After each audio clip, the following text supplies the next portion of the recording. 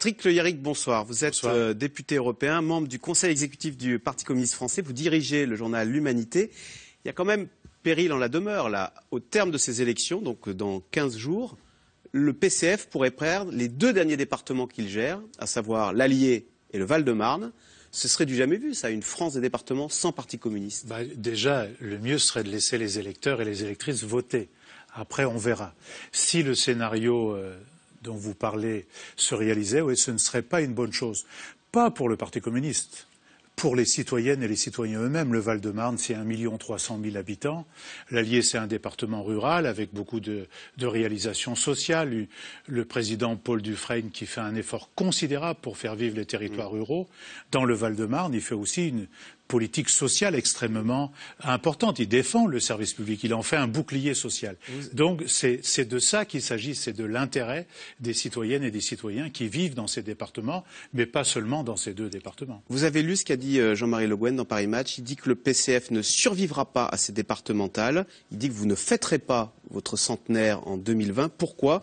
Il dit 2015 va être terrible pour le PCF qui n'aurait jamais dû ouvrir la porte à Mélenchon. Mélenchon qui est anti-alliance avec les socialistes, du coup vous allez perdre.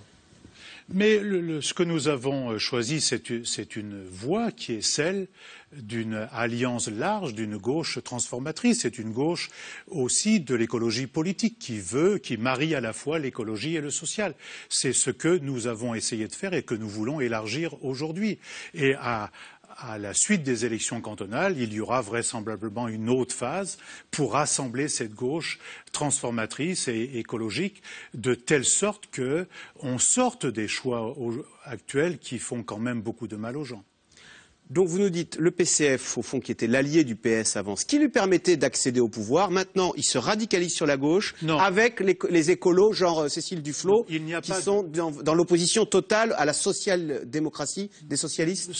Il n'y a pas de question de radicalisation. Il y a la question de répondre aux aspirations des citoyennes et des gens qui souffrent aujourd'hui.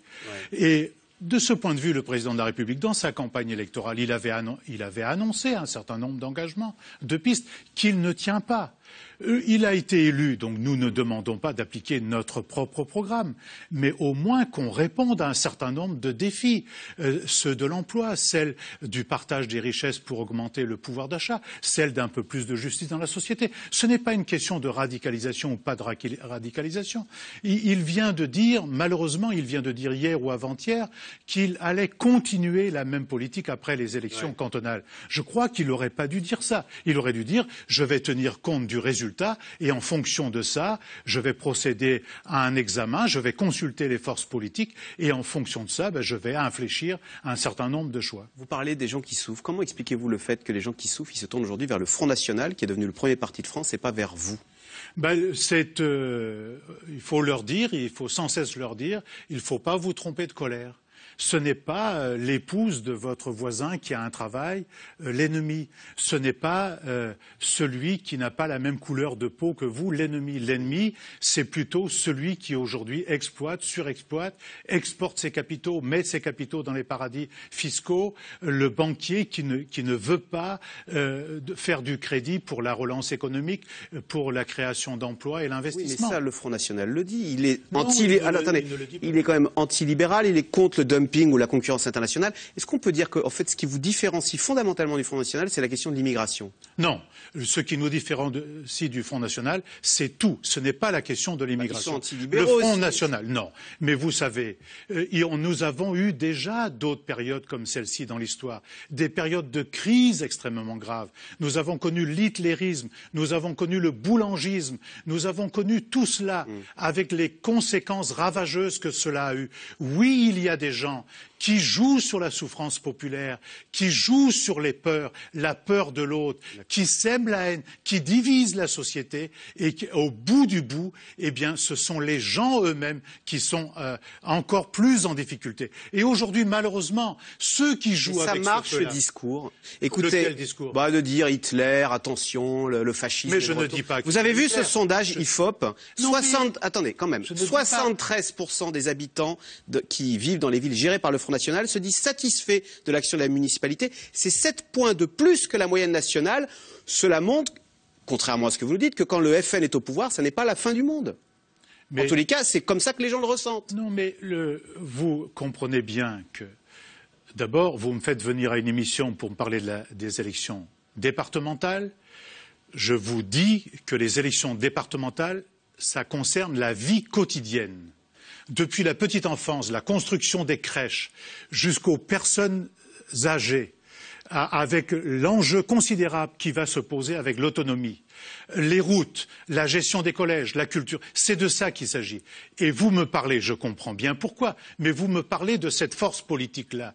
Dimanche, les gens n'ont pas seulement le choix entre rester chez eux et voter Front National. Non, il faut un débat politique sur la question de la responsabilité des départements et des politiques départementales qu'on va mettre en œuvre. C'est de ça qu'il s'agit. Et donc, c'est de la vie quotidienne des individus. Et ne pas, en permanence, nous dire que c'est ça, désormais, le nec plus ultra de notre avenir commun. Ce n'est pas ça, notre avenir commun.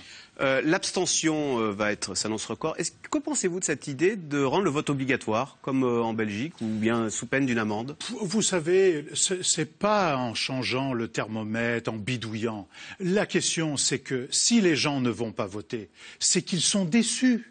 C'est qu'ils voient qu'on prend des engagements et on ne les tient pas. C'est qu'il y a un climat d'affaires, de corruption, de gens qui ne les respectent plus. Les gens aujourd'hui ne se sentent pas pris en compte dans leurs besoins, dans leurs paroles. Si les gens étaient en tant soit peu écoutés, s'il y avait le débat public, démocratique, approfondi et non pas les petites phrases tous les dimanches soirs, on serait dans une autre situation. Petite phrase, Jean-Marie Le Guen quand même, quand il dit le PCF ne survivra pas, vous ne vous le dites pas par moment que, sans aucune agressivité, hein, mais que le Parti communiste français, votre journal, l'Humanité, ont façonné l'histoire du XXe siècle, mais on a l'impression qu'ils appartiennent au passé. Oh, mais oui, mais je connais cette rengaine. Mais moi, c'est une rengaine pour vous? Le PCF est éternel? Je ne dis pas ça.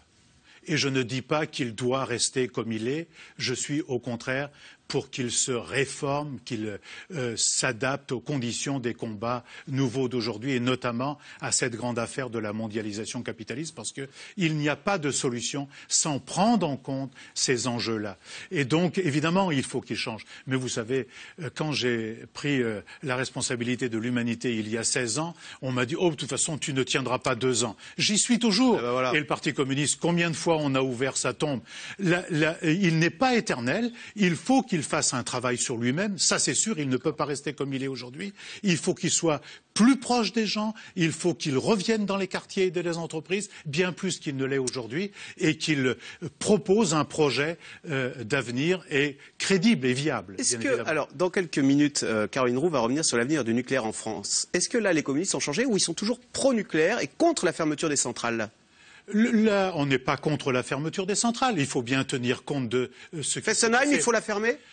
Je ne sais pas, mais en tout cas, il faudrait un débat public et contradictoire sur ces enjeux-là du mix énergétique et de la transition énergétique. Vous n'êtes plus pro-nucléaire? Pro-nucléaire, il n'y a pas d'avenir dans le court terme sans maintenir un réseau de centrales nucléaires qui fonctionne, mais ça implique de revenir sur les enjeux de sécurité, les enjeux de démocratie et du service public. Mais il faut aller vers un mix énergétique, c'est-à-dire il faut changer ce qui a été fait ces 30 dernières années, vraisemblablement. Patrick Le Yarrick, merci beaucoup, député européen et membre du conseil exécutif du Parti communiste français qui existe depuis 95 ans et qui compte bien fêter ses 100 ans. Ce sera dans 5 ans. Merci beaucoup. Tout de suite, c'est dans l'air. Caroline Roux, quel avenir pour le nucléaire français? Donc François Hollande a réaffirmé sa volonté de fermer la centrale de Fessenheim, une décision qui pourrait être précipitée si les écologistes venaient à arriver au gouvernement. Et puis quel avenir pour la filière française alors qu'Areva, notre champion national, vient d'accuser une perte de 5 milliards d'euros. C'est tout de suite, c'est dans l'air, Caroline Roux.